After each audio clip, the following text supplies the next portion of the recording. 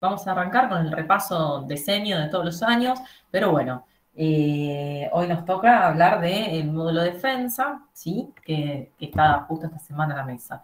La bibliografía que siempre uso, Argente Álvarez y el libro de la cátedra, que es el Muñagurria. Y dentro de los contenidos, ¿sí? Así como dice la imagen, así con esas caras, vamos a dar un poquito de cabeza y cuello, aparato respiratorio y cardiovascular, y también vamos a dar abdomen. Todo, o sea, defensa tiene todo lo que son los síndromes, ¿sí? Ya no hablamos más de motivo de consulta, sino que hablamos de signos y síntomas, el conjunto de signos y síntomas que nos van a conformar los síndromes. Bueno, empezamos con piel, lesiones elementales, temón, o sea, esto lleva más de una hora darlo. Yo por eso siempre referencio para este tema a la doctora, que es la jefa de la cátedra, Garrido. Garrido da una clase muy buena sobre semiología dermatológica, la recomiendo, más que nada porque es un tema aparte y amplio, y tienen que saber los conceptos de pápula, vesícula, lesión eritematosa, porque eso lo suelen tomar bastante. Con respecto a cabeza y cuello, ¿qué tenemos que saber para rendir y para la vida, diríamos, como médicos? Siempre es importante la evaluación de las cadenas ganglionares. O sea, cuando vos haces un examen de cabeza y cuello, no puede faltar el examen de las cadenas ganglionares, y obviamente en defensa te van a preguntar el concepto de adenomegalia. Entonces, ¿cómo se palpan? ¿Cómo se palpan las cadenas ganglionares?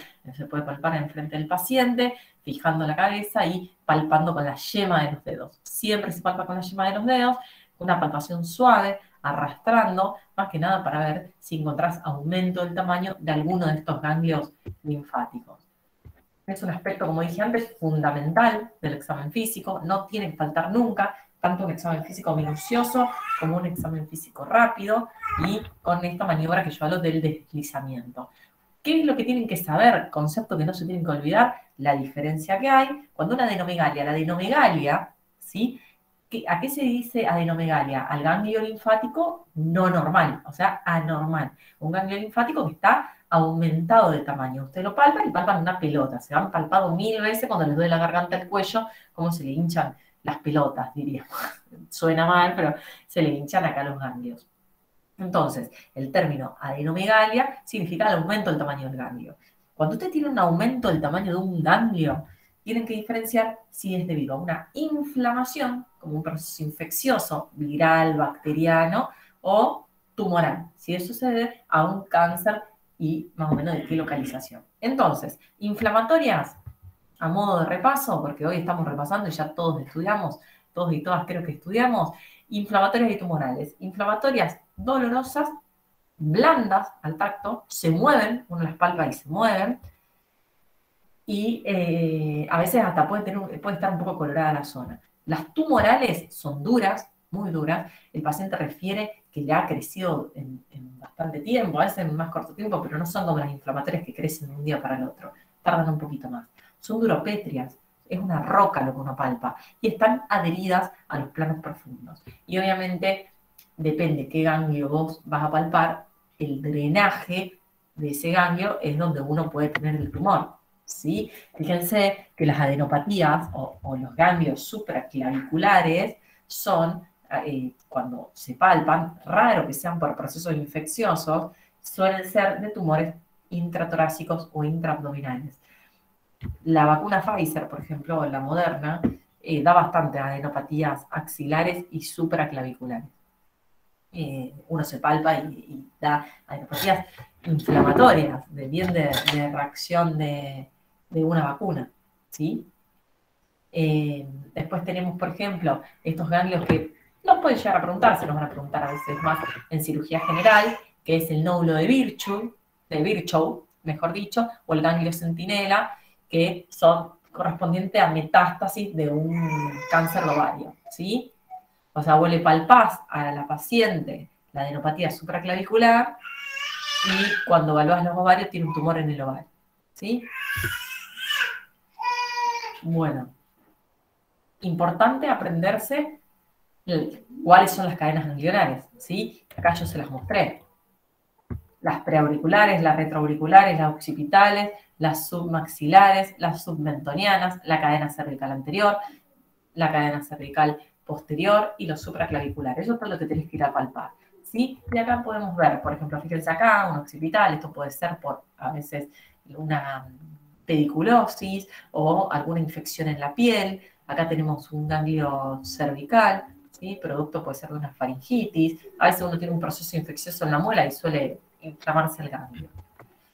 Eso con respecto a lo que son ganglios linfáticos, adenopatía, ¿sí? Después, tiroides, otro aspecto importante a evaluar al examen físico. El paciente tiene que estar de pie o tiene que estar sentado, con el tórax desnudo, y la habitación tiene que tener una buena iluminación.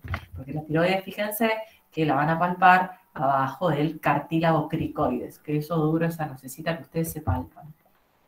La maniobra, la más conocida, es la manera de Quervain, de Kervain, no sé cómo lo quieran pronunciar.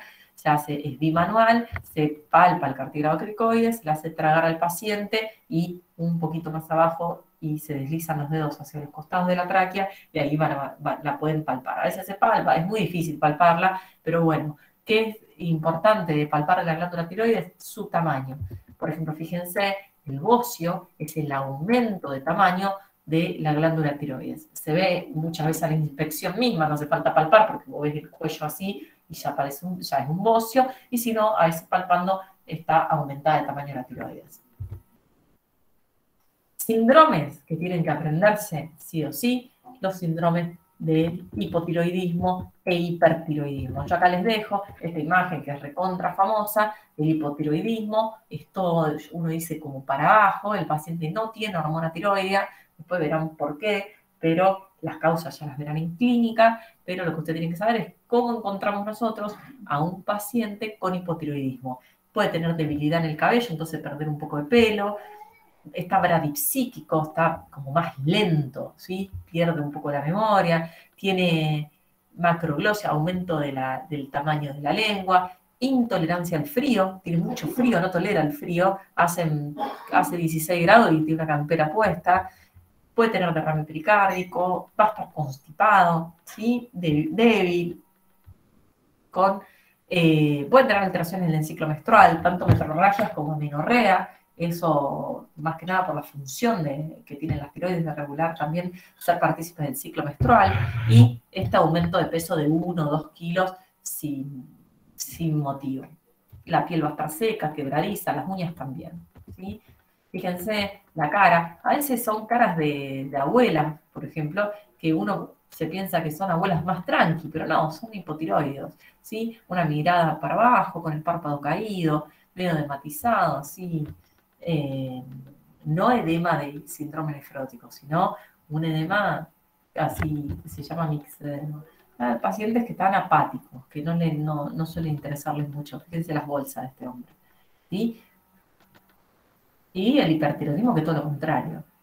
También puede tener pérdida del cabello, pero va a tener nerviosismo, agitación, puede tener un bocio tiroides, va a estar taquicárdico, la piel va a estar caliente, va a estar muy húmeda, el paciente va a comer y va a ser flaco, va a adelgazar, te va a decir que no puede dormir a la noche, va a tener temblor. Y bueno, hay una enfermedad donde las defensas de uno atacan la tiroides y hacen que esta tiroides genere mucha hormona tiroidea. Eso se llama la enfermedad de Graves. La enfermedad de Graves, estos anticuerpos también se depositan detrás de los globos oculares y causan el famoso exoftalmos de la enfermedad de Graves por hipertiroidismo, ¿sí? Que es el que ven acá, que los ojos salen para afuera tipo Simpson. Fíjense, se retrae el párpado y sale el ojo. Con respecto a otras cosas que tenemos que evaluar en cabeza y cuello son los ojos, las escleras. ¿Qué tenemos que evaluar de las escleras y las conjuntivas? Tenemos que descender el párpado, descender el superior y ver si están rojizas, las conjuntivas, ¿sí? Que no estén pálidas, y las escleras. Fíjense que las escleras pueden estar amarillas en el caso de una ictericia, o las conjuntivas pueden estar pálidas en el caso de una anemia. Y también pueden estar más rojizas con eritema en la esclera, como la conjuntivitis. Después es importante que evalúen el campo visual. Yo de neuro no puse nada porque en la UP no vi nada importante del euro, pero tienen que saber los reflejos, tienen que saber cómo evaluar el campo visual, todo lo que es el examen físico, que eso entraba más en injuria que en defensa, pero siempre se le pueden llegar a tomar, porque defensa es injuria 2, digo yo, reflejos oculomotor y corneano, y apréndanse bien el tema de la parálisis facial, ¿sí? Que puede ser periférica o central. Yo no les puse acá, porque si no se me hacía muy largo. Bien, dentro de lo que es la cavidad oral y las fauces, nada, evaluar las amígdalas, el paladar duro, el paladar blando, la faringe. Fíjense acá que tienen un exudado purulento, esto es una infección bacteriana, acá va amoxicilina. Después en la lengua, fíjense esta úlcera, que es bien tumoral, y acá tenemos otra faringitis pultácea. Eso para, también pueden evaluar acá la elevación del velo del paladar, diciendo al paciente que diga, ah, ¿sí? Otro aspecto, las parótidas. Las parótidas, esto no se lo olviden más, aumentan de tamaño bilateral simétrico, o sea, las dos parótidas iguales, en los pacientes alcohólicos. Paciente etilista crónico, son pacientes que tienen las parótidas aumentando de tamaño. La parotiditis, que es la papera, del caso de las pacientes que, a ver que está la perra queriendo agarrar un juguete, en un segundo.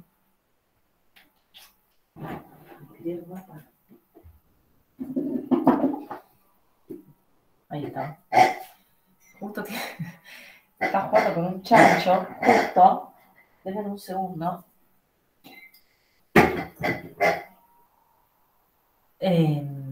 La parotiditis, en el caso de... Ahí se la vienen a llevar, ahí está. Por una infección viral, que es unilateral, el chico tiene fiebre, o la nena tiene fiebre, la parotidia se inflama de un lado, y después los tumores de parotidia, que acá salió cortado el hombre, que sale una piedra acá, donde uno sospecha un tumor. Eso, cabeza y cuello. Dentro de cabeza y cuello, pares craneales. No creo que lo tomen, no sé. Yo siempre digo no creo y después está el que toma.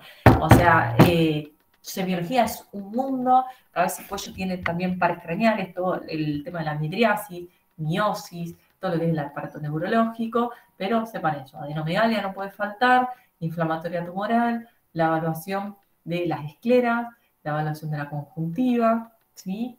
La tiroides, el hipotiroidismo, el hipertiroidismo, ¿sí? El bocio tiroideo, y bueno, y después la evaluación de las parotidas, todo lo que uno tiene que evaluar. Con respecto a aparato respiratorio, gran tema que tendríamos que dar solo una clase de aparato respiratorio, así que me voy a enfocar en lo principal. Fíjense los contenidos, todo lo que hay, la inspección, que podemos ver anormal en la inspección, en la palpación, donde tenemos las alteraciones de las vibraciones vocales, que no las puse, cuáles son, todo, porque ya hay una clase de repasos míos de defensa donde lo explico, así que búsquenlo, yo para no ser tan repetitiva y que las clases no sean todas iguales. En el canal de YouTube del Centro de Estudiantes deben estar subidas mis clases de los repasos de los parciales de defensa y explico bien el tema de las vibraciones vocales. La percusión del tórax, las alteraciones de la percusión, que también están explícitas en esas charlas, la alteración de la excursión de bases, y ahora vamos a hablar un poquito de la auscultación, de los ruidos agregados y de los diferentes síndromes. Pregunta de examen: síndrome de condensación, derrame pleural, neumotórax, tuberculosis y el paciente con EPOC. Esto es, o sea, el síndrome obstructivo. Esto es de examen. ¿Cuáles son las alteraciones que uno puede tener en la auscultación? Puede tener alteraciones cuantitativas del murmullo vesicular, ¿sí? ¿Cuáles son? Pueden tener una hiperventilación pulmonar o puede estar disminuido el murmullo vesicular. Tiene una hipoventilación generalizada o localizada, ¿sí? Después, el reemplazo de este murmullo, el murmullo vesicular es el aire que entra al pulmón, que es normal, eso ya lo sabemos por injuria, ¿sí? Entonces, el reemplazo de este murmullo vesicular por otros ruidos agregados y después los ruidos agregados. Bueno, reemplazo del murmullo por un soplo tubario. Es como que un paciente, cuando vos escuchás, es como que soplan adentro de una botella. Eso se da en los casos de neumonía, los soplos pleural y el soplo cavitario, que es dificilísimo porque es difícil encontrar un paciente con cavernas tuberculosis. Y dentro de los ruidos agregados, no se olviden que los ruidos agregados son siempre patológicos. ¿Y cuáles son estos ruidos agregados? sibilancias y roncus, silbido, ronquidos. Los estertores, que son los famosos rales que pueden ser crepitantes o subcrepitantes. No se olviden que ral subcrepitante, de larga de bronquio, viene del bronquio y el crepitante viene del alvéolo. Entonces, bronquitis, asma, todo lo que sea alfete, bronquio y bronquiolo es subcrepitante. Es como una burbuja cuando vos soplas con una pajita. Y el crepitante es la ocupación por moco, sangre, pus, lo que sea, o sea, el pus es el moco, o sea, pus, sangre, agua adentro del alvéolo, te va a dar lo que es el crepitante. Y solo el crepitante se da en la inspiración y el subcrepitante en la inspiración y expiración. Cuando escuchen un ral crepitante, no se nos van a olvidar nunca más. ¿Sí? Y después el frote pleural. Todos estos ruidos, si ustedes los escuchan, eh, son patológicos. Entonces, dentro de los síndromes de examen, síndrome de condensación. ¿Cuál es el síndrome de condensación? Aquellos signos y síntomas que me dicen que el alvéolo tiene algo ocupado. ¿Por qué? El más frecuente es la neumonía, ¿sí? Tiene pus. Pero también el síndrome de condensación lo va a dar el agua en el alvéolo, como en el edema agudo de pulmón. Son síndromes de condensación, que vos sabés que está ocupado el alveolo. O si hay una hemorragia alveolar, también la vas a tener.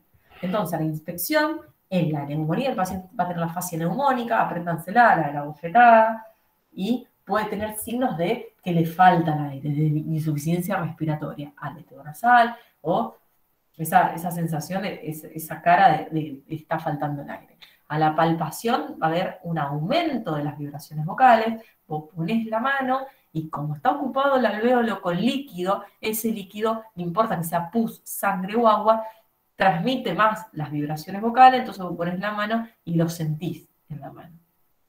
La percusión, como está ocupado el alvéolo, en la parte donde está ocupado va a haber matidez, después el resto va a ser sonoro, y la auscultación vas a tener estertores, va a tener rales, y como son rales del alvéolo, como es el alvéolo que está ocupado, vas a tener rales crepitantes. Y obviamente, si hablamos de una neumonía, van a ser localizados esos rales y puede agregar soplo-tubario. Si es un edema agudo de pulmón, los rales van a estar en ambas bases, ¿sí? Porque el agua está en las dos bases. Derrame pleural. Profe, ¿te puedo hacer una pregunta? Sí. ¿El tema de los rales crepitantes es en toda la evolución de la neumonía? Mira, en realidad, para mí en los primeros días, y después si vos le das tratamiento antibiótico, pueden ir disminuyendo. Perfecto. O también, ¿qué puede pasar? El paciente está deshidratado, entonces no tiene tanto moco en el alvéolo. Y cuando lo empezás a hidratar y le das los antibióticos, ahí aparecen los rales. Perfecto, gracias. No, no. No hay como una cronología exacta. El derrame pleural es otro síndrome, que acá el líquido no está en el pulmón, está entre las láminas pleurales. Entonces nos va a cambiar. En la inspección, el paciente puede tener menos movilidad de ese tórax, siempre dependiendo la cantidad de líquido que tenga en la pleura. En la palpación, si vos palpás, puedes sentir un frote pleural en donde hay irritación pleural, pero rarísimo, y van a estar abolidas las vibraciones vocales porque el sonido se va a quedar en el alvéolo y el alvéolo se alejó porque se ocupó, diríamos, de líquido esa pleura. En la percusión va a haber matidez, vas a percutir y va a ser todo mate porque es todo agua, ¿sí? Y obviamente en la auscultación, como no hay murmullo vesicular porque se te fue el alvéolo, vas a tener disminución o ausencia del murmullo vesicular. Ahora el obstructivo, hay inflamación del bronquio al bronquiolo.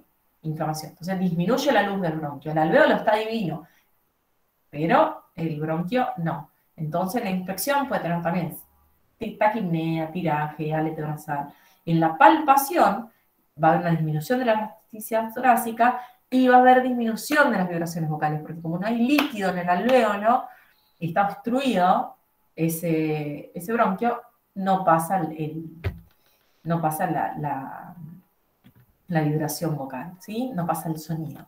En la percusión no va a haber mucho, ¿sí? Y en la auscultación, no se olviden que cuando entra el aire bien, le cuesta salir, entonces va a tener una expiración prolongada en los cuadros obstructivos. ¿Cuáles son los síndromes obstructivos más frecuentes? El asma, que es por inflamación, ¿sí?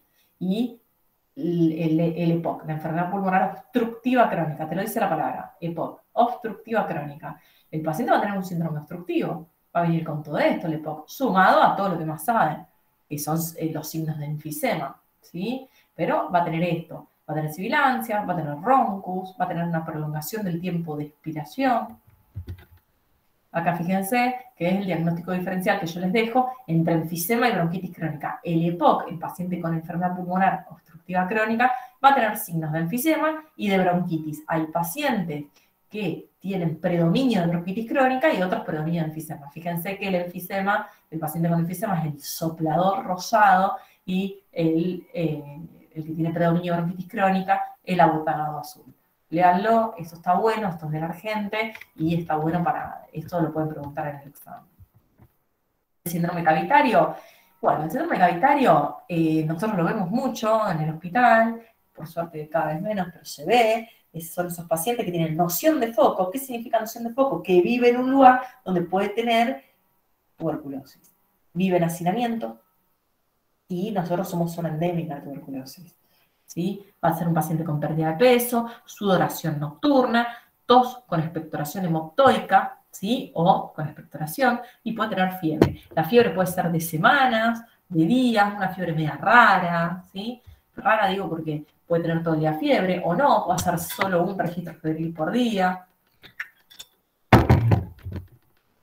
Y el otro síndrome es el neumotórax. El neumotórax te va a dar, la clínica te va a dar síntomas y signos y síntomas, siempre dependiendo del grado. El neumotórax es cuando se pincha el pulmón, depende cuánto, eso es la gravedad. Entonces, frente a la inspección, el paciente va a tener falta de aire o puede tener dolor torácico, ¿sí? Siempre cuando hay un dolor torácico fuerte en un paciente joven y que vos lo auscultás y tiene disminución del murmullo vesicular o abolición, aumento de la sonoridad en la percusión, porque aumenta la sonoridad, y disminución de las vibraciones vocales, ese paciente tiene un neumotórax de acá a la China, ¿sí? El neumotórax puede ser espontáneo, a veces tienen bullas, los pacientes entonces tosen con fuerza y pinchan el pulmón, y a veces por un trauma, se golpearon y lo tuvieron. Otros hallazgos que podemos encontrar anormales al examen físico de aparatos respiratorios es la cianosis, ¿sí? Centraloperiférica, y los dedos en palillo de tambor, que son del EPOC o de las enfermedades pulmonares intersticiales, son aquellos que viven con hipoxia crónica. Entonces, tienen los dedos así, ¿sí? Eso es un signo de hipoxia crónica. Siempre es bueno revisar los dedos. Eso es aparato respiratorio. No sé si tiene alguna duda acá, si cuello y aparato respiratorio. Profe, una consulta. Uh-huh. La tos y la expectoración del síndrome cavitario, ¿sí o sí debe ser mayor de 15 días o puede ser No, menor? a veces no, a veces es menor. A veces menor. Pero siempre está acompañado de la noción de foco, siempre la noción de foco, que el paciente tiene riesgo de tener tuberculosis, adelgazamiento, pérdida del apetito, tiene muchas cosas. No sabes si puede tener un tumor o una tuberculosis. Muchas gracias. Ay, perdón. ¿Interrumpí a alguien? Uh-huh. No. Quería preguntar, tengo una duda que siempre me surge con el tema del EPOC en la definición del EPOC. O sea, ¿vendría a ser como el conjunto de enfermedades que generan obstrucción crónica? No, en realidad es una enfermedad. Ah, bien. Es una enfermedad que está caracterizada por una obstrucción crónica. Esa obstrucción crónica va a ser debido a ¿qué? A una bronquitis y un enfisema. O sea, que coexisten ambos. Coexisten ambos. Puede haber predominancia de uno sobre otro, digamos. Tal cual. Perfecto, bien. Tal cual. Y fíjate, y el cigarrillo lo que hace es dañarte, porque hay personas que lo daña inflamándole el bronquio, produciéndole mucha bronquitis crónica, y a otro destruyéndolo, produciéndole enfisema. La clínica va a estar determinada por qué predominante es, si por bronquitis o por enfisema. Pero es una enfermedad. Bien, genial. Gracias. ¿Sí? Puede ser que sea, porque antes a mí me habían dicho que dentro de las EPOC había una sigla que dicen beba, bronquitis, enfisema, bronquistasia y atelectasia. ¿Puede ser? Sí, está bien, no es malo. Esos son todo lo que puede llegar a tener en el pulmón. Ah, La atelectasia puede ser porque el paciente estuvo internado, tuvo mucho tratamiento por neumonía, todo, y se colapsa un poco de pulmón. Eso pueden ser alteraciones que puede llegar a tener el EPOC. Lo que no le falta es la bronquitis y el enfisema. Cada uno a su medida. gracias. No, de nada.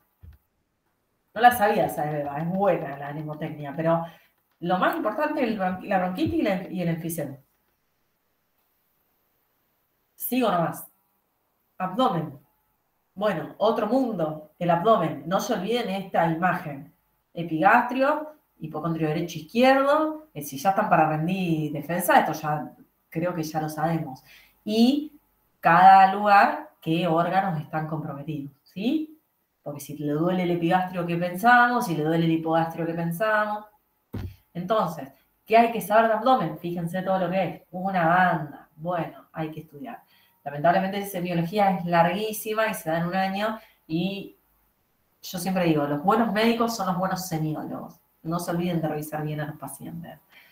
La auscultación del abdomen es importante. Vamos a hablar un poquito de la palpación del abdomen, el concepto de hernias, ¿sí? Las visceromegalias, la percusión del abdomen, qué alteraciones podemos encontrar, la puñopercusión, si tiene infección urinaria, puede ser que alta, puede ser que sea positiva, y después vamos a evaluar un poquito el tema de la citis, el síndrome cítico-dermatoso. Los puntos dolorosos dentro de lo que es el abdomen agudo y un poquito la hepatopatía crónica. Hemorragia digestiva no lo puse, está en una de mis clases, no lo puse porque no lo vi este año en el temario, está, porque obviamente entra, pero se me hacía muy largo. Entonces preferí ponerle síndrome cítico-dermatoso, cirrosis y abdomen agudo, ¿sí? Dentro de la palpación, ¿a qué se denomina visceromegalia? Al agrandamiento de un órgano, que puede ser el hígado o el vaso. Lo estás palpando y puedes encontrar aumento del tamaño, ¿sí?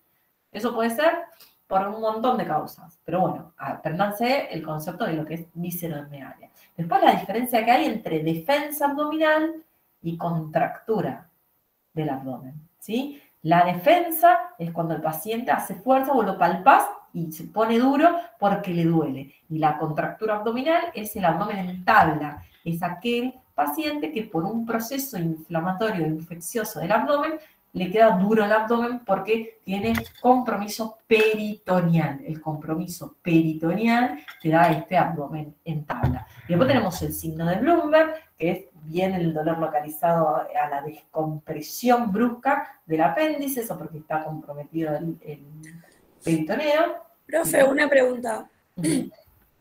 El de defensa es voluntario y el de contractura es involuntario, ¿no? Sí, aunque vayan a los hospitales y lo digamos al revés, sí.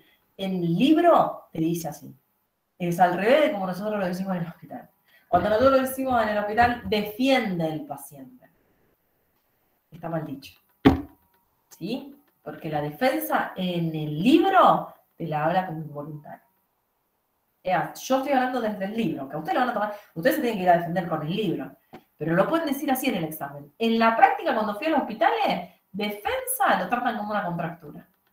No sé si lo han escuchado, que todo el mundo le dice que es al revés, pero bueno, en la bibliografía la defensa es eso, es voluntaria, el paciente se defiende por dolor y la contractura es el abdomen en tabla, ¿sí? Por compromiso peritoneal. En el examen está bueno decir eso. Miren, la bibliografía está así, pero en la práctica se dice al revés. Díganlo así y salen bien parados, digamos. Entonces, puntos dolorosos. ¿Cuáles son los puntos dolorosos? Fácil, ya lo tienen que saber. Frente a un dolor abdominal, localizar si tiene algún punto doloroso así característico. Vuelvas palpando y te fijas. El punto cístico, para ver si no tiene una colecistitis.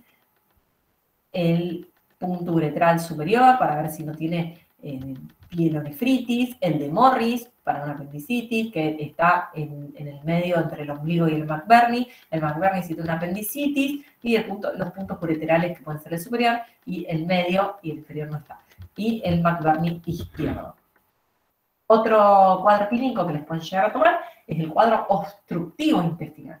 Se obstruye el intestino. Y te causa vómitos de contenido fecaloide, inapetencia, abdomen distendido, que a la auscultación, previo a la obstrucción, tiene muchos ruidos vibratorios y posterior a la obstrucción tiene silencio auscultatorio y le hacen la placa y tiene la radiografía con la pila de monedas, ¿sí? O los niveles hidroaéreos. Esto se llama ilio, ¿sí? El ilio se produce por una obstrucción. Muchas veces. A veces por cosas funcionales, pero bueno, obstrucciones por bridas, obstrucción por bolos fecales. Otro concepto patológico que les pueden llegar a tomar son las hernias y las eventraciones. Saberse los conceptos de hernia y eventración. ¿Cuál es la diferencia? Los dos son la salida del contenido abdominal, ¿sí? A través de la pared abdominal. Pero la hernia sale por un agujerito, diríamos, u orificio, para decirlo mejor, que ya estaba previamente establecido desde el nacimiento, son los elementos anatómicos, por ejemplo, el conducto inguinal, el conducto, el umbilical, o sea, salen por esos conductos que nosotros tenemos conocidos. Y la eventración son salidas de todo el contenido intraabdominal, pero por un orificio que está patológicamente constituido, que se hizo, por ejemplo, una cirugía. Se le hizo al paciente un corte en el abdomen y ahí le quedó débil, entonces se le sale el contenido. La mayoría son indoloras, pero cuando duele hay que evaluarlas. O sea que hay que saber de las hernias si son reductibles. Vos la ves al paciente con la hernia, fíjense, hernia epigástrica, hernia umbilical, hernia inguinal o femoral. Estas son las hernias que podemos encontrar de los orificios que ya uno nace con estos orificios. Entonces la hernia puede ser reductible, vos la tocás, la metés para adentro y se mete. Y le decís al paciente que haga fuerza. Si cuando se metió salió para afuera, es incoercible. Si cuando la metiste hizo fuerza y no salió para afuera, es coercible.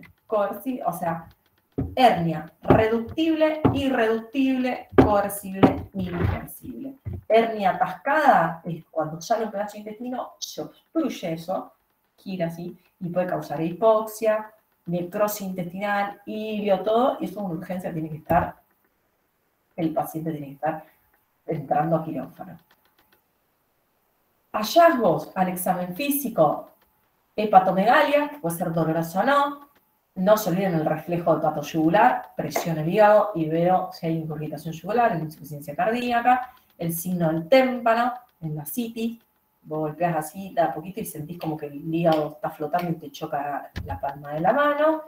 El signo de Murphy, que es el dolor a la inspiración a nivel del punto cístico, apretás ahí y le decís al paciente que inspire, cuando inspira baja la vesícula y duele, y bueno, y la ley de Terrier, de Corso-Terrier, que pues, ictericia progresiva con una vesícula palpable que no duele, ¿sí? Estos, si le toma un cirujano, se nos puede llegar a preguntar que se dan tumores de cabeza de páncreas. Esto ténganlo, estudienlo, pero no creo, esto se lo van a tomar en cuarto año en cirugía, o en quinto. A nivel de la percusión del abdomen, sabemos que el abdomen se palpa el timpanismo, que tenemos el espacio de Traube, ¿sí? Después, las matidez. O sea, cuando hay ascitis, cuando hay agua dentro del peritoneo, voy a palpar matidez, voy a percutir matidez, ¿sí? Que tenemos que ver si es desplazable o fija.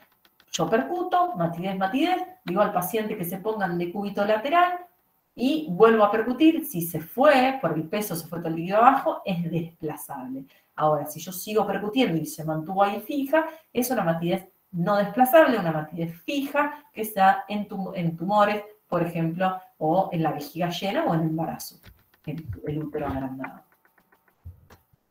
Bueno, síndrome ascítico. Temón que te pueden preguntar acá, te toman síndrome ascítico y te toman todo, diríamos. Esto lo tienen que saber porque esto viene de la mano de injurias, que le tomaban las hepatitis o la esteatopatitis alcohólica. ¿Qué vemos en el síndrome ascítico? A la inspección, un abdomen distendido, una panza gorda, distendida, pero de agua, no de gordo o de gorda. En la percusión, como hay agua dentro del abdomen, va a tener matidez con límetro superior cóncavo, porque el agua tira para arriba, ¿sí? Esa matidez va a ser desplazable. Y también tenemos lo que es la onda ascítica, ¿sí? Pones una mano, esto voy a verlo en YouTube, que está buenísimo, pones la mano de un lado y percutís del otro y sentís la onda líquida. Y acá está lo de la matidez desplazable. Esto en YouTube se ve y está bueno, ¿sí? ¿Y por qué se puede producir el síndrome ascítico? Hay agua a nivel del abdomen. Esto puede ser una de las causas, de las principales causas de ascitis, es la cirrosis. La cirrosis es el estado terminal de las enfermedades hepáticas crónicas, ¿sí? Es la insuficiencia hepática. Es cuando el hígado no funciona más. El hígado no funciona más por miles de causas, que ya las estudiaron, virales, otros tipos de microorganismos, el alcohol, ¿sí? Depósitos de hierro, por ejemplo. Tienen miles de causas, cirrosis biliar primaria, hepatitis autoinmune, miles de causas de cirrosis. Esta cirrosis causa hipertensión portal, esta hipertensión portal con toda la circulación lateral causa signos de insuficiencia hepática porque el hígado no funciona, con todas las funciones que tiene el hígado, no metaboliza las hormonas, por eso el paciente tiene ginecomastia, tiene pérdida del vello y distribución del vello tipo feminoide. También puede ser que el paciente coma muchas proteínas y no las pueda metabolizar porque el hígado está insuficiente, entonces tiene la encefalopatía hepática, va a tener ictericia y va a tener, por no sintetizar albúmina, puede tener síndrome ascítico hematoso. Retiene mucho agua porque no hay poder oncótico en la sangre. Y encima todo esto, no hay inmunoglobulina, va a ser un paciente inmunodeprimido y no hay factores de la coagulación, entonces va a tener hematomas, ¿sí? Va a tener predisposición al sangrado.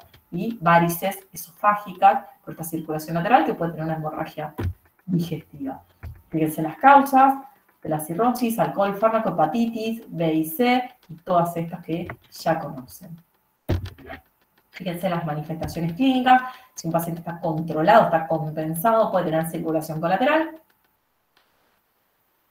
Acá se ve perfecto cómo se va adaptando a esta hipertensión portal el mismo cuerpo, la cabeza de medusa. Y el paciente etilista crónico por cirrosis, ya Child C, una cirrosis grave, son pacientes que están desnutridos, fíjense lo desnutrido que está, no tiene ya masa muscular, es todo piel y hueso, y ascitis, va a estar encefalopático, va a tener hedor hepático, ginecomastia, por esto de la metabolización hormonal, ictericia, ascitis y edemas en miembros inferiores. ¿Sí? Ictericia, temón, no lo vamos a dar acá. Está buenísima este video de YouTube de la facultad. Ustedes se meten en FCM, tiene un canal y hay videos que les enseñan a ustedes. Hay de examen físico abdomen, examen físico respiratorio con los síndromes, y también está el de ictericia, que está buenísimo, me encantó. Dura 20-25 minutos y ya es todo lo que tienen que saber de ictericia. Y también le tienen que agregar el tema de la ictericia neonatal. Pero bueno, ictericia, color amarillento a la piel y mucosa, por aumento de la bilirrubina, y los invito a ver el video porque no me voy a poner a hablar de ictericia acá porque nos vamos a estar media hora más. Y bueno, otro gran temón de abdomen es el dolor abdominal. Dolor abdominal. ¿Por qué puse esta foto? Porque el dolor abdominal a veces puede ser algo suave, algo leve, tratamiento médico, se va a la casa, nada, un cólico atravesado, comiste mal, te distendiste un poco, pero a veces puede ser algo que te puede llevar a la muerte. Entonces por eso el ángel y el diablo, y tener en cuenta que el dolor abdominal puede ser algo bueno como algo malo, ¿sí? Entonces hay que saber clasificarlo. ¿Cómo clasifico el abdomen en agudo y en crónico? Depende la evolución. 7 días el corte, pero el subagudo está ahí en el medio.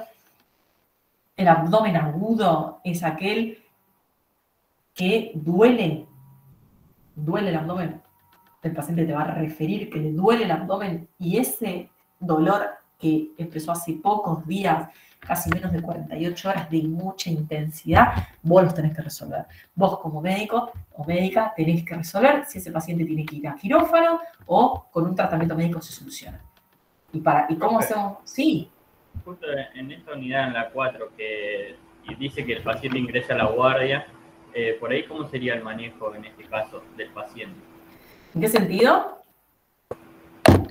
No, que ingresa a la guardia en el sentido de que nosotros, una vez que dilucidamos que el paciente por ahí no corre peligro, que no es una emergencia, nosotros podemos, a través de la historia clínica, hacer mayor preguntas acerca del dolor abdominal para saber cuál es la causa. Pero en el caso de que sea una urgencia, una emergencia, ¿cuál sería su manejo? Una, la estabilidad, primero que nada, del paciente, hemodinámica. Excelente.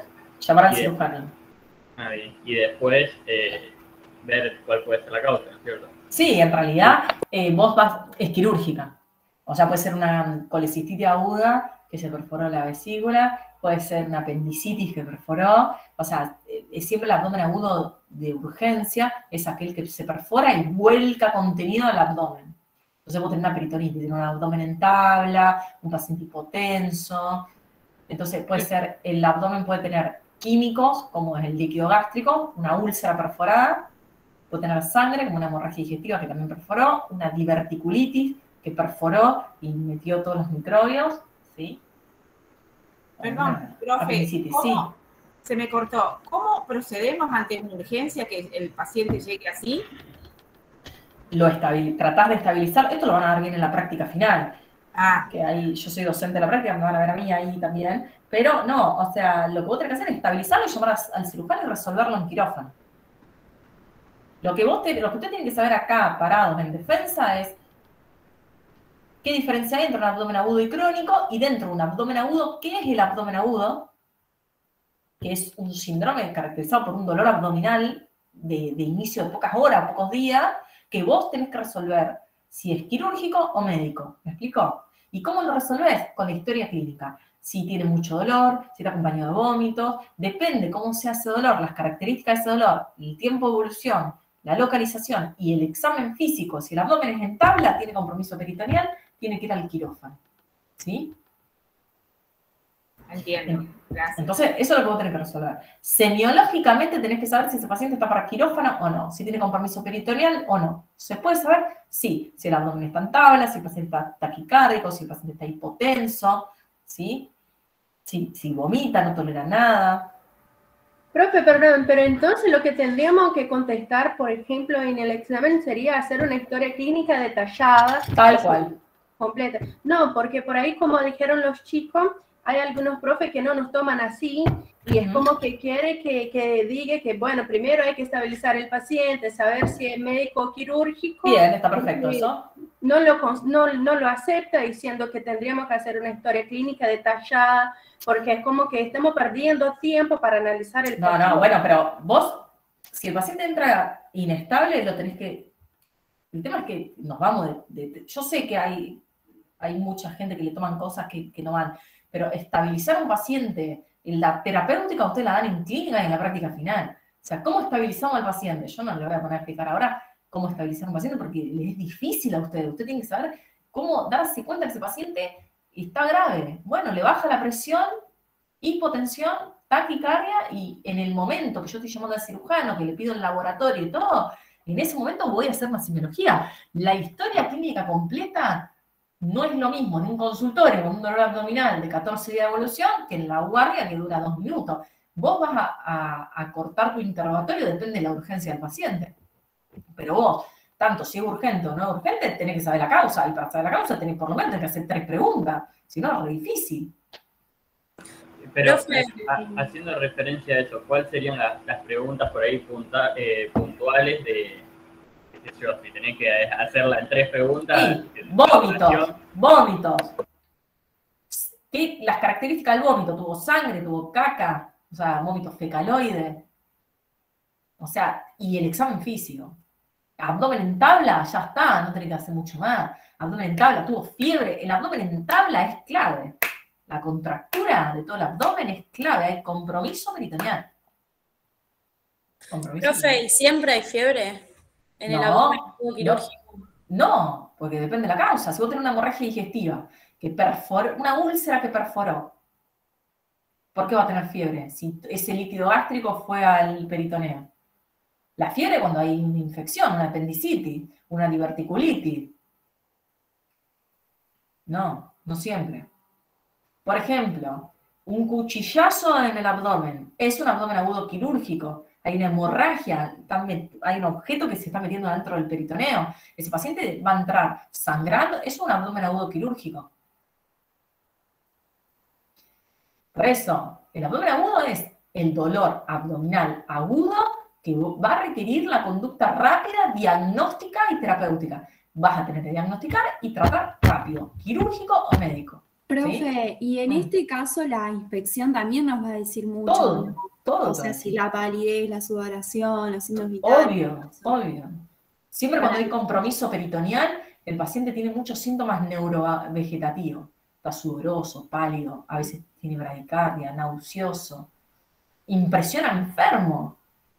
Feo, vos lo ves, está feo el paciente. Entonces, che, está enfermo, está feo. ¿Sí? Profe, y perdón, otra pregunta que recién dijiste de los síntomas neurovegetativos. ¿Cómo se podría diferenciar de un shock? O sea, ¿puedo decir que los síntomas vegetativos hacen parte de la primera parte del shock o no? ¿Está mal? No, está mal. Porque los síntomas neurovegetativos hablan a veces de una víscera hueca que se distiende y no tiene el shock. Usted se está metiendo mucho en clínica y en práctica final. El shock es cuando baja mucho la presión y cuando por esa baja presión no llega la sangre ni al cerebro, ni al riñón, entonces el paciente no orina. ¿Me explico? Profe, lo que pasa es que algunos médicos lo preguntan así, le preguntan, digamos, las fases de shock a uno, qué quiere decir cada una, qué pasa en cada una. El tema es así. No se guíen por lo que toman. ¿Por qué? Ustedes, si les toman semiología, les toman alguna patología, ustedes tienen que irse siempre a la historia clínica y al síntoma y signo. No se vayan al diagnóstico de entrada. Por ejemplo, háblame de neumonía, te dicen. Bueno, una infección de los pulmones. Nada, está causada por microbio. Listo, en 3 minutos dijiste todo. O sea, te queda media hora, entonces te puedes llegar a preguntar más cosas. Entonces, siempre es bueno decir, no, bueno, la neumonía es un síndrome de condensación de causa infecciosa que te puede dar tos con expectoración, que la expectoración puede ser mucosa, puede ser purulenta, y vas metiéndole semio. Y puede estar causada por diferentes microorganismos. Estreptococo neumonía, que es un coco gran positivo, y métanse en eso. ¿Sí? Ahora, el shock, sí, las etapas shock, yo tengo entendido que no entran en defensa, no están en temario que me pasaron los chicos del centro de estudiantes.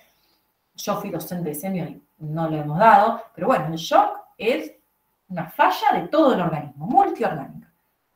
Los síntomas neurovegetativos pueden ser producidos por una distensión de la vesícula o del intestino que se distiende del dolor y el paciente por el mismo dolor hace sudoración, o el infarto mismo, el dolor torácico por infarto, te causa síntomas neurovegetativos. Ahora, el dolor abdominal puede ser visceral, somático o referido.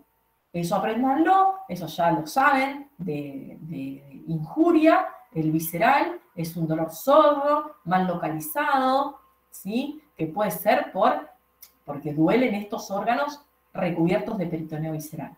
El dolor somático es del peritoneo parietal, es inflamatorio, intenso, localizado, brusco y agudiza con la tos.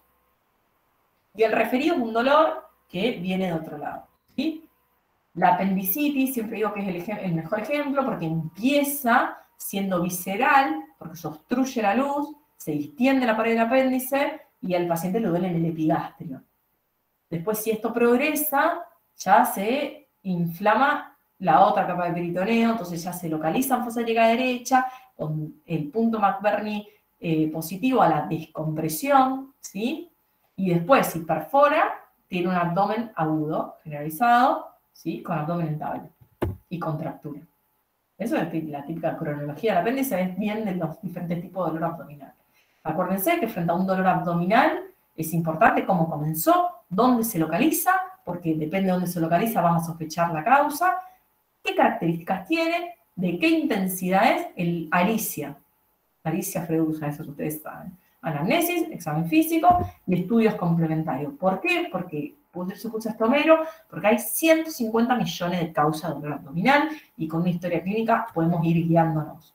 Porque los estudios Los estudios que le vas a pedir al paciente van a depender de lo que vos sospechás.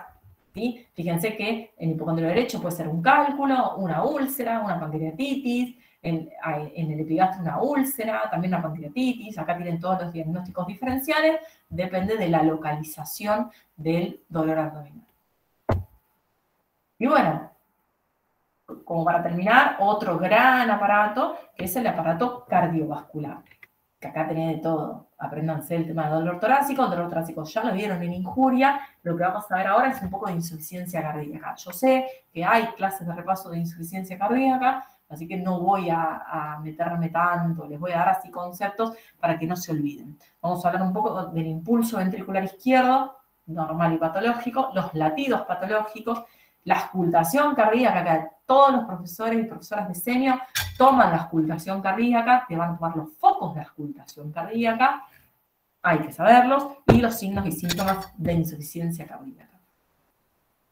¿Qué es el impulso ventricular izquierdo? El impulso ventricular izquierdo lo vas a ver y lo palpás en el quinto espacio intercostal izquierdo, ahí donde está la imagen, por dentro de la línea hemiclavicular. Puede no detectarse, sí, puede no detectarse si el paciente es medio gordito, si el paciente tiene el tórax un poquito aumentado de tamaño, es difícil palparlo, es muy fácil palparlo y que se vea en pacientes muy flacos y altos, y vos podés tener aumento de la intensidad, prolongación o desplazamiento. ¿Qué te pueden preguntar de esto? El desplazamiento del impulso, que puede ser por insuficiencia cardíaca. Se agranda el corazón y se desplaza el impulso ventricular izquierdo. Con respecto a la auscultación, les dejo esta diapositiva porque seca mucho, los bochan, porque no saben, estoy un poco resfriada y me da una estornudar, porque no saben dónde están localizados los focos. Fíjense, acá se los dejo, el 1, el 2, acá tenés todos. El asfixiano mitral, el tricuspidio, el aórtico accesorio, el pulmonar, el mesocardio, ¿sí? Y el del dorso, ¿sí? O el de la aorta descendente. Saber auscultarlos y saber que vamos a auscultar primer ruido, segundo ruido, tercer ruido, y que el cuarto ruido, ya el ritmo de galope es patológico. ¿Cuáles son los ruidos agregados que podemos encontrar? Clics, yo nunca escucho un clic, chasquido menos, son más los cardiólogos los que escuchan, pero sí los soplos.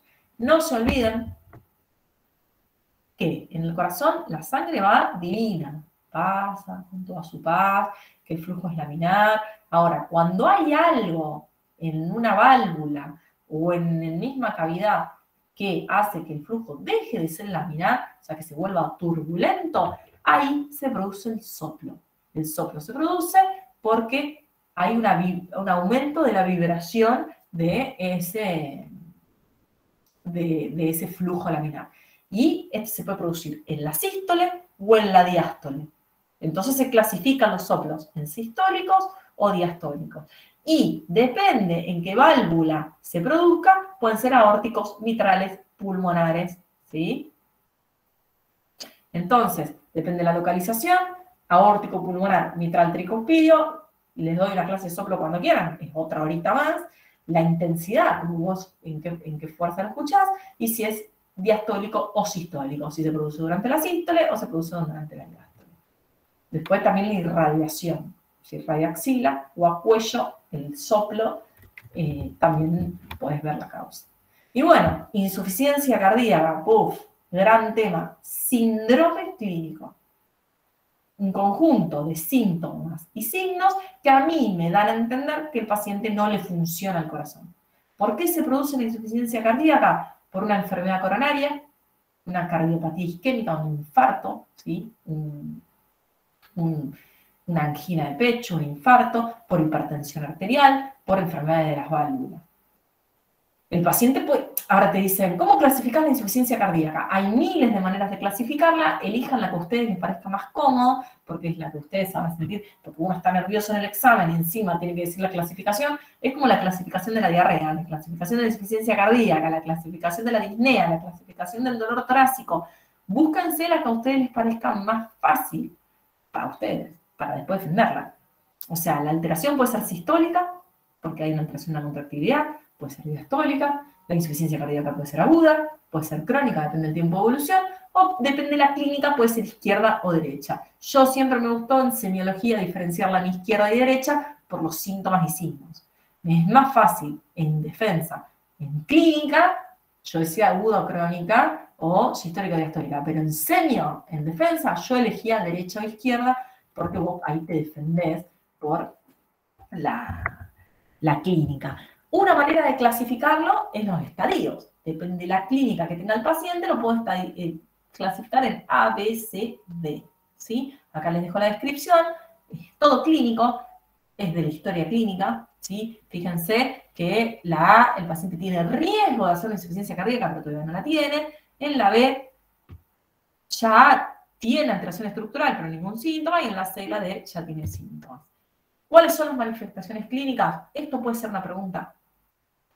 No sé si tanto así, porque esto lo toman en clínica, pero los criterios de Framingham son criterios, son síntomas y signos que tiene que tener el paciente para tener insuficiencia cardíaca.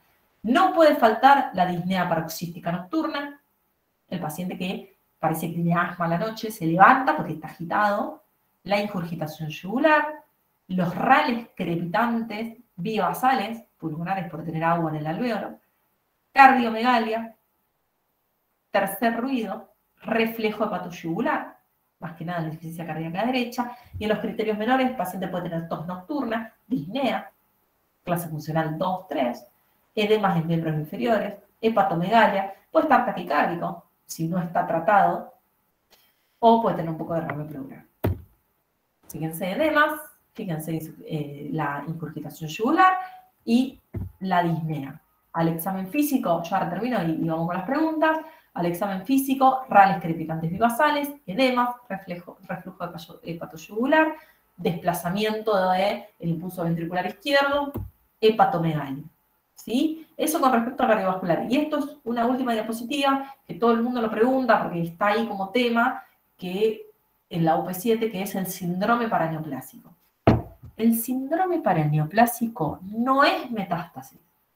Si vos tenés un cáncer, ese cáncer, no importa dónde lo tengas, puede hacer metástasis. ¿Qué significa? Que se va a otro órgano. O sea, si vos tenés un tumor en el colon, se puede ir al hígado, se puede ir al pulmón, se puede ir al cerebro. Hace metástasis. Por la sangre se va y hace metástasis. Ahora, el síndrome paraneoplásico es cuando un tumor genera sustancias que pueden ser endocrinas o anticuerpos. El mismo tumor genera, se hace creer que es una glándula, o se hace creer que es una médula que genera anticuerpos, se hace creer que el hígado genera anticuerpos, y genera síndromes.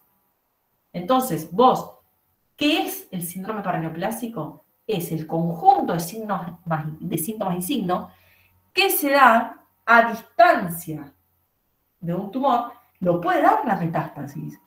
Capaz que la metástasis genera anticuerpos o genera hormonas, pero no es metástasis. Vos capaz que tenés un tumor solo que genera sustancia. O sea, se produce, por eso puse sustancia en negrita, son producidos por la liberación de sustancias. ¿Cuáles son? Tenés hormonales, o sea, endocrinos, síndromes paraneoplásicos endocrinos y síndromes paraneoplásicos reumatológicos o inflamatorios, que es por anticuerpos. El paciente puede tener artritis, que va a ser una artritis recontra asimétrica, rara, ¿sí? Que eso es un síndrome paraneoplásico, eso se da porque el tumor está generando anticuerpos que luchan contra las articulaciones, y fíjense que acá tenés los síndromes endocrinos. Puedes tener ginecomastia porque el tumor genera estrógenos, puedes tener hipercalcemia porque genera vitamina D, paratormona, interleuquina, puedes tener hiponatremia porque genera vasopresina. Hay un tumor de pulmón que genera vasopresina y te da un síndrome de secreción inadecuada de aldosterona, tener hiponatremia. Puede generar corticoides y darte un Cushing. Puede generar hipoglicemia. Puede generar acromegalia. O sea, se hace creer que es la hipófisis del tumor. ¿Sí? Eso es un síndrome paraneoplásico. ¿Sí? Y bueno, estoy abierta a las dudas. Profe, yo ahí ya que estás en la UP7, a nivel de examen mamario, o sea, más que nada la palpación de glándula, de ganglios, perdón, ¿y qué más tendríamos que saber? ¿De la mama? Sí, de UP7 sobre todo. Se palpa la mama, se ve el pezón, si tiene secreción, si la mama, la piel está sana o tiene piel de naranja, se llama, o sea que es cuando un tumor retrae la piel y queda así, si tiene eritema, si tiene signos tipo de mastitis, y después las adenopatías también, axilares. Profe, relacionado con la UP ictericia, cuando dice de la cefalea, por ahí yo estaba viendo nomás el Epstein-Barr y la leptospira que medio que relaciona, pero no sé si me tomaría como motivo de consulta, me lo tomó en separado, cefalea, pero es como que yo no relacioné muy bien con la ictericia. No entiendo la pregunta. ¿Cómo es? ¿Cómo? ¿Cefalea? ¿Ictericia? Claro, porque ahí en la OP de ictericia dice que el paciente presenta malestar general. Ah, bueno, no sé, no lo conozco al paciente. ¿Cómo es? ¿Qué dice? La OP dice que el paciente presenta malestar general, sí, acompañado de cefalea, astenia y coloración amarillenta de la piel. Bien. Tiene de todo, tiene ictericia. Tiene 20 años, sí, tiene ictericia. Tiene ictericia, tiene cefalea, hiporexia, o sea, tenés que estudiar la ictericia ahí más que nada. Claro, pero por ahí como tiene la cefalea, me tomaron como motivo de consulta en separado, entiendo, pero yo quería intentar relacionar junto, por ejemplo, una manifestación como que acompañante, y por ahí yo no logré conectar algo que por cuenta de la ictericia y por cuenta de eso me puede generar la cefalea. O sea, no sé por qué está ahí cefalea. Y bueno, la cefalea puede estar porque el paciente hizo fiebre, porque tiene hepatitis, puede estar por miles de cosas. Pero ahí no tendría que hablar, por ejemplo, una cefalea normal, porque por ahí clasifica... No hay cefaleas normales. No, porque en la clasificación tengo las migrañas, la tensional y el racimo. O sea, no la... Ojo al piojo, no. La cefalea, voy a salir así, veo las caras.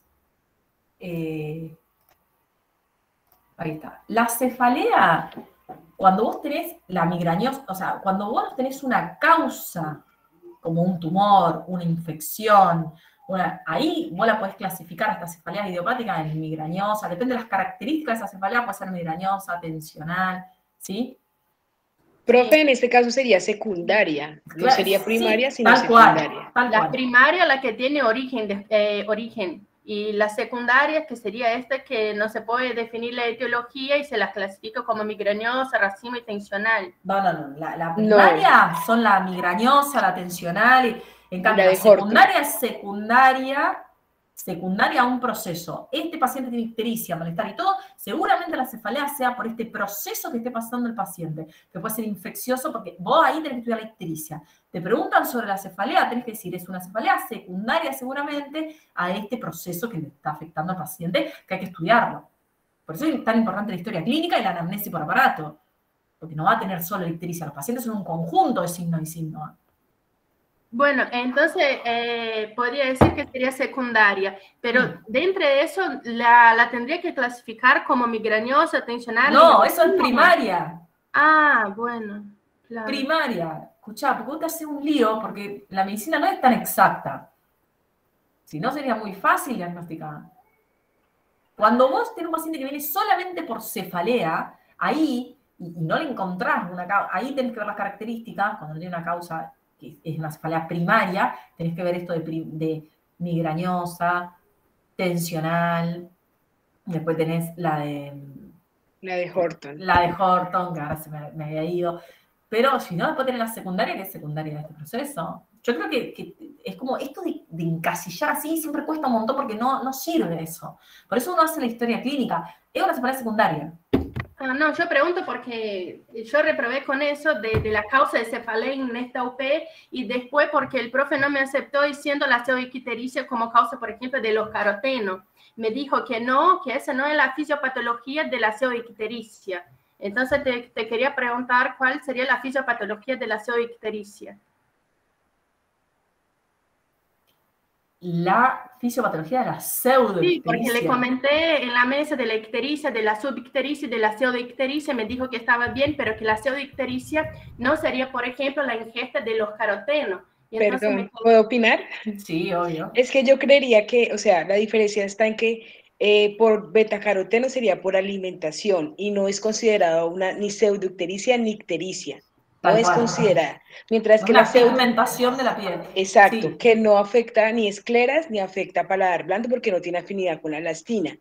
Pero la pseudoictericia hace referencia a un aumento, digamos, en los valores de bilirrubina en sangre, pero no va a causar una sintomatología en el paciente, simplemente está aumentado, va de 1 a 2. Sí, igual te habla de la ingesta alimentaria que te da una pseudoictericia, cuando uno lee la bibliografía, te dice, yo creo que si nos ponemos a charlar acá de cada experiencia del examen, es muy difícil, porque el examen es toda una experiencia. A veces dicen, no, me tomaron esto, y dentro de eso hay todo un examen de media hora donde hubo otros temas y se ha llegado a eso.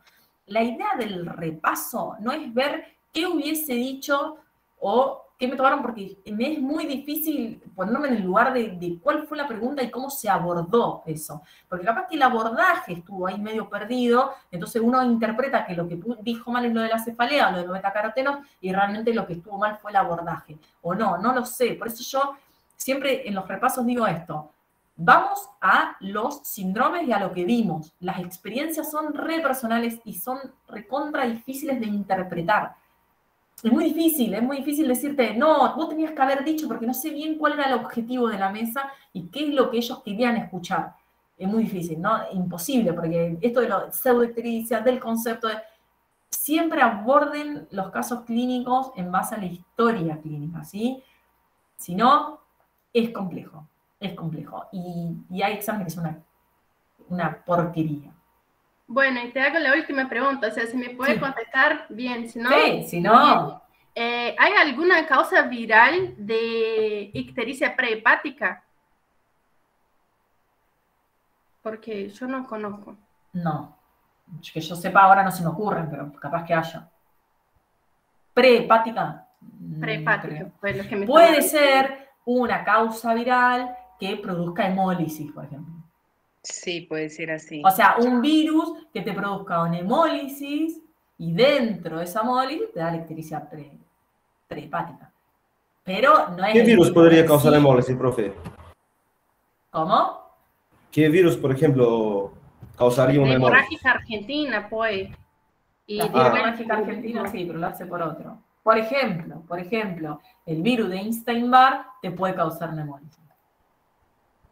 Cuando ustedes estudien clínica, van a ver que las hemólisis se diferencian en 1000, es un capítulo inmenso, pero, por ejemplo, el virus de Epstein-Barr puede producir hemólisis. Pero ahí, profesor, estaba estudiando, es como que es muy duro, porque también el Epstein-Barr es como que está en la clasificación de la hepatitis vírica, que sería pero porque el Epstein-Barr te puede dar hemólisis por un lado y darte ictericia prehepática, porque te causa hemólisis, o te puede dar una hepatitis, pero no, depende del patrón que agarre. Ah, bueno. Profe, una pregunta referente de eso. Después, por ejemplo, el síndrome urémico hemolítico, la Escherichia coli. ¿A uno le pueden preguntar anemias? Sí. ¿Cómo? A uno le pueden preguntar anemias en sí, esa pero te pueden preguntar anemia, no anemia en sí, la clínica. Te pueden preguntar, o sea, el manejo de anemia. Vos lo que tenés que saber es cómo se va a encontrar un paciente con anemia. Profe, porque digamos, por ejemplo, palidez. A mí me desaprobaron porque el profesor me preguntó que qué tipo de anemia generaba ictericia prehepática. Yo dije que la anemia hemolítica. Y él me dijo que bien, y me dijo, decime la clasificación y las causas. Y yo... yo repito, no nos cuenten las experiencias de los exámenes porque no sé cómo fue. Hay que ver cómo se llevó a cabo ese examen. Porque yo no te puedo decir, estuvo mal la mesa, está mal que te pregunten eso. No lo sé. No sé si esa fue la pregunta exactamente que te hicieron, pero la idea es que la clasificación de las anemias hemolíticas no entran. Yo no soy la jefa del área de defensa, yo acá les vengo a dar un repaso de semiología y no vengo a decir, che, está mal, está bien, esto se toma, esto no se toma. Claro. Estos son los temas de semio que me dijeron que teníamos que dar en el repaso y estoy para ayudarlos en esos temas. O sea, que Profe. No la catarsis porque si no, yo les puedo contar mis exámenes que algunos fueron un desastre, que no puedo creer que los haya aprobado, porque no sabía todavía no entiendo todavía qué me preguntaron. Es difícil, los exámenes orales son muy amplios. Profe, ¿me podría repetir los signos de síntomas, por ejemplo, de insuficiencia cardíaca izquierda y derecha? Bien, porque perfecto. se diferencia mucho, ¿no? Por favor. O sea, la izquierda sería, por ejemplo, una disnea de esfuerzo, de reposo.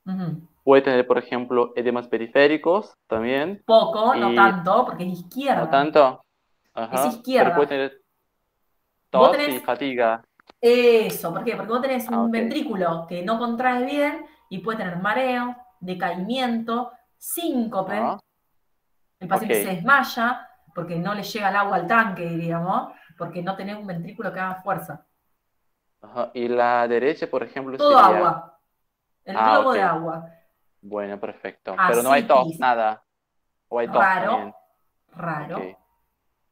Profe, pero lo más común... de eso. Perdón. Reflujo hepatoyugular, derrame pleural, asitis, edema de miembros inferiores. Dale, muchas gracias. Un globo de agua. Casi siempre son mixtas, entonces de un poquito y un poquito. Sí, eso iba a preguntar. Que tenía entendido que lo más común es que se encuentre todo, porque las insuficiencias cardíacas derechas generalmente son globales. Tal cual. Y profe, una última duda. Por ejemplo, los rales crepitantes y una neumonía, por ejemplo, puede ser tanto unilateral cuanto bilateral. Mientras, por ejemplo, que una insuficiencia cardíaca puede ser global o siempre va a ser, por ejemplo, solamente derecha o solamente izquierda. ¿La insuficiencia cardíaca? Claro. Los rales crepitantes bivasales en un edema de pulmón los vas a ver tanto a la izquierda como a la derecha, lo puedes ver. Más a la izquierda. Ok, gracias. Y en la neumonía van a ser localizados. Raro que tengas rale crepitante bivasal en una neumonía. Si lo tenés, porque es una neumonía bilateral. Pero el paciente va a tener otra cosa, no va a tener irritación yugular, va a tener fiebre, va a tener un síndrome de infección, diría. Gracias, profe. Profe, aprovechando la pregunta de neumonía, los rales van a ser iguales en la típica y atípica, rales crepitantes. No. ¿Por qué? Porque la típica afecta más el intersticio. Subcrepitante. No va a tener capaz rales. Porque es intersticial. Acordate, no hay nada en el alvéolo ni en el bronquio, lo que está afectado es el intersticio. O sea, el paciente tiene tos seca, todo, entonces el paciente puede tener tos seca, disnea y capaz que tiene una disminución del murmullo vesicular, nada más. Entonces no se escucha rales, entonces. A veces no, porque no tenemos un bloque neumónico en la atípica. En la atípica no hay ruidos agregados. No hay ruidos agregados. Puedes tener una disminución del murmullo vesicular. Bueno, gracias. Profe, yo tenía una duda acerca de lo que constituye el ritmo de galope. ¿Es taquicardia más R3? R3 y R4. R3 y R4. Es por sobrecarga cardíaca, es una insuficiencia cardíaca, descompensada. Está taquicárdico, hay mucho reflujo de líquido y taquicardia cuando R1, R2, R3 y R4. Perfecto. Gracias. Yo ya me tengo que ir, por eso les quiero... Cualquier cosa, mi mail es mariabelen1986